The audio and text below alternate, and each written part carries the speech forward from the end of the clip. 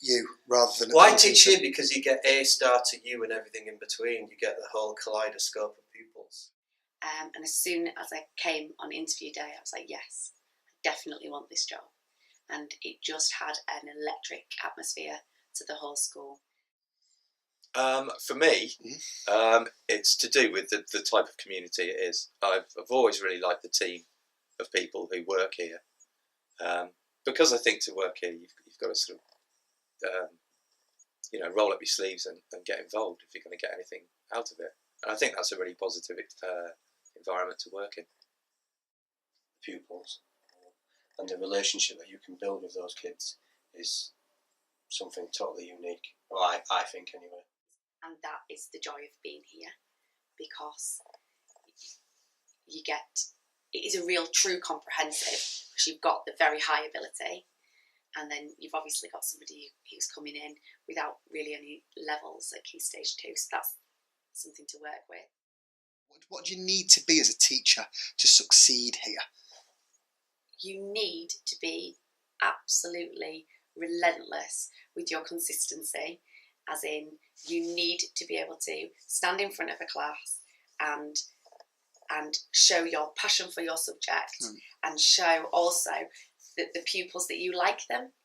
They do not respond to negativity, do our students, so you've got to find ways to get them on side, and once you have them on side, they are the best kids you could possibly work with, and they would walk over hot coals for you. They're very, very loyal, are our students. People get too obsessed with structured and formatted lessons rather than actually liking the kids. And that's the key thing here, liking the kids. And if you like them, what does that mean? And your system and your excellent lesson plans will come through on the back of that. Absolutely. You need to be resilient, because there are days when they're not going to want to work for you, and it's about building that and learning how to cope with that. I don't think that anyone can just rock up here and teach them.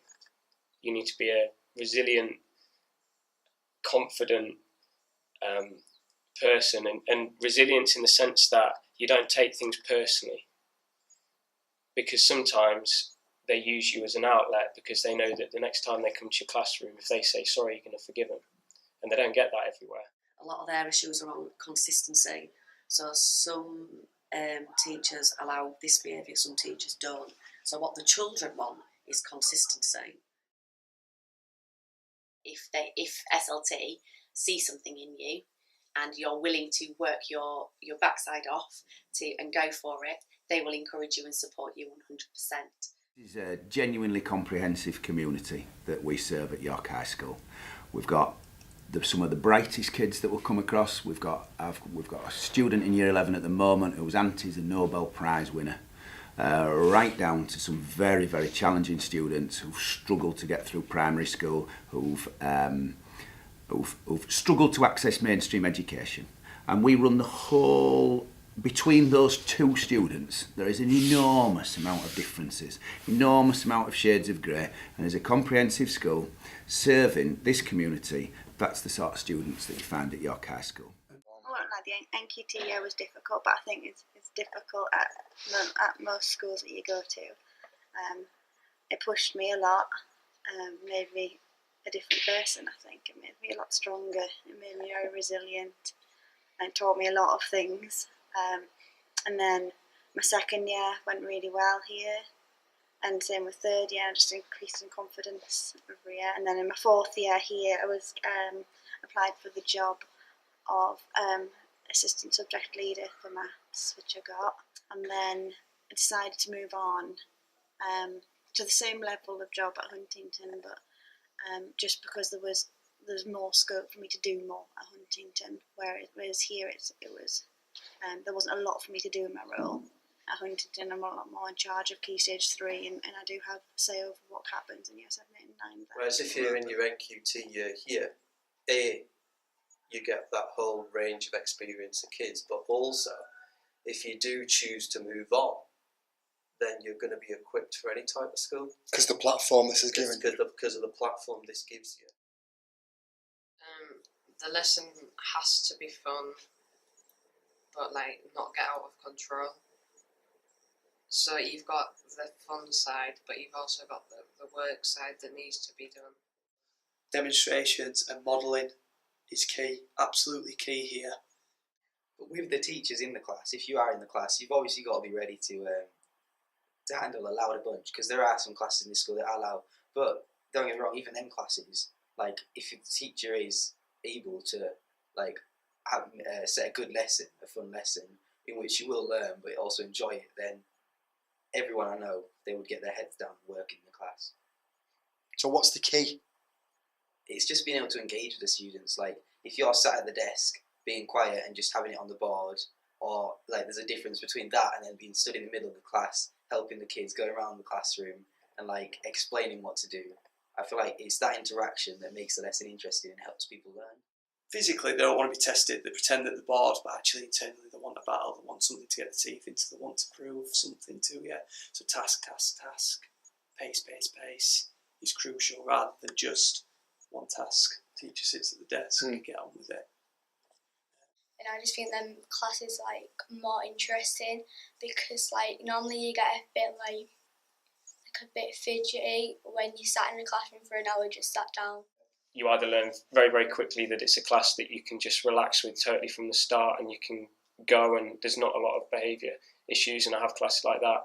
And then there's others where you're like, I've got to be on top of this and my lesson's got to be watertight. Otherwise, it's going to be tough. You want to like get around sometimes, don't you, instead of just sitting down and writing. Are those your preferred sort of lessons? They'll always have something to say. They'll always want to make sure that you know your stuff. They'll challenge you, but if you're saying something interesting and something that captures them, they'll listen and they'll respond and they'll do their work. But they have to see value in what they're doing. You can't sell them a pup. You've got to sell them the learning experience. You've got to take them on that journey. And if they know they're getting better, then they'll buy into it. If you're just delivering the same old boring stuff, then they'll switch off and they'll kick off. And that's it. They're very fair. They're a very fair audience. So we can't forget, whilst we're dealing with some of our challenging kids, one of the big areas that we're improving in the school at the moment is making sure that we're accelerating the progress of our high achievers as well.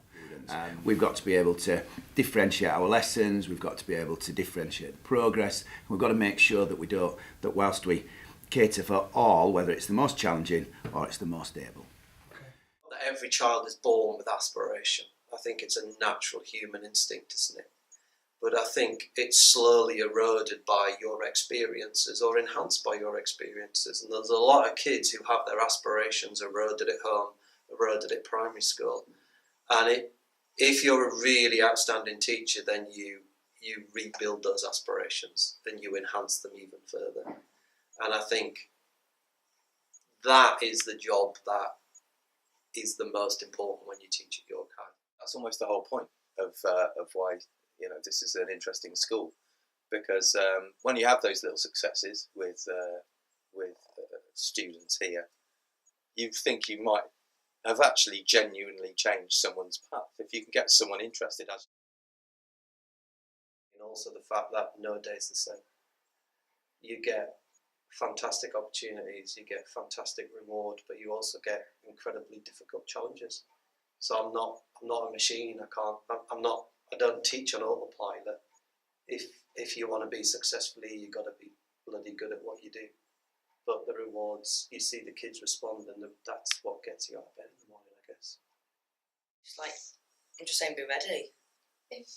Be ready for us, but be ready in a good way, because be ready for the good behaviour, get ready for the good rewards, get ready for like the good times you'll have in class, and not always the bad times. We've got parents who are aspirational for the kids, and we've got parents who had a very bad experience of education themselves, and don't see the value of education or the aspirations or what the rewards that education can bring you. And as a teacher in this school, it's one of the most amazing things that you can do, is that you can be that role model who provides that aspiration, that challenge, and to open up people's eyes to the world that's out there. You're only 13, you're only 14, I can win you over here. And there will be some that you don't. But those that you do, when they succeed and do well, is just incredible. You've got to want to come here, and you got to have a dedication. You've got to have a purpose. You need to have resilience, and you need to enjoy what you're doing to be a success here. You need to see the humour in the element in what you do. You also need to have the highest aspirations for these kids.